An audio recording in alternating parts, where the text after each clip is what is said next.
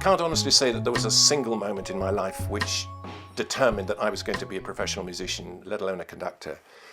There were several inspiring moments along the way, and they all, I suppose, looking with the wisdom of hindsight, all pushed me in the direction of music. But I suppose the first really inspiring moment came when my mother dragged me off to the local summer school in Bryanston and said, there's this great French teacher, Nadia Boulanger, who's coming to teach. You should come and hear her.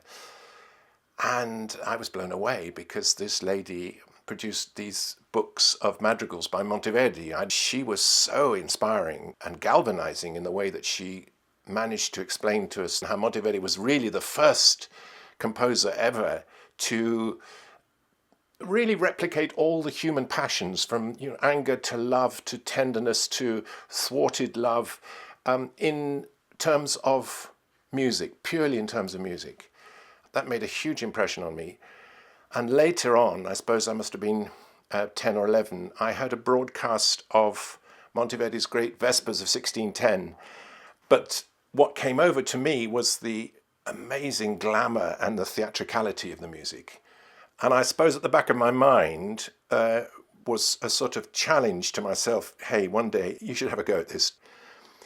And that opportunity actually came my way almost fortuitously when I was at Cambridge, and as a 20-year-old undergraduate. I was reading history at the university and was pulled in a number of different directions. I wasn't quite sure which way my life would turn. Was it going to be back into farming? Was it going to be in history research? Was it going to be involved somehow with the Middle East? Because I'd spent my gap year working in Lebanon and in Jordan. And that was a temptation.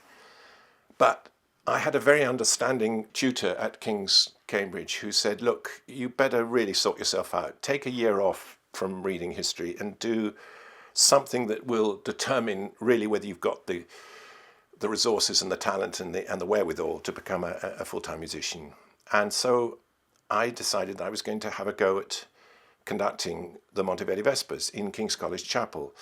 It was probably hubristic and idiotic, really, and I suppose it's something you can only do in your teens or early 20s. But I did spend that whole year piecing together an ensemble, a choir, an orchestra, playing period instruments, playing the specialist sackbuts and cornets and so on. It was high risk, and in the end it paid dividends, because it really is worth dedicating one's life to doing this job, but a lot better than I'd done before, and to training seriously to become a conductor. And from then onwards, the die was cast. So that really was my epiphany.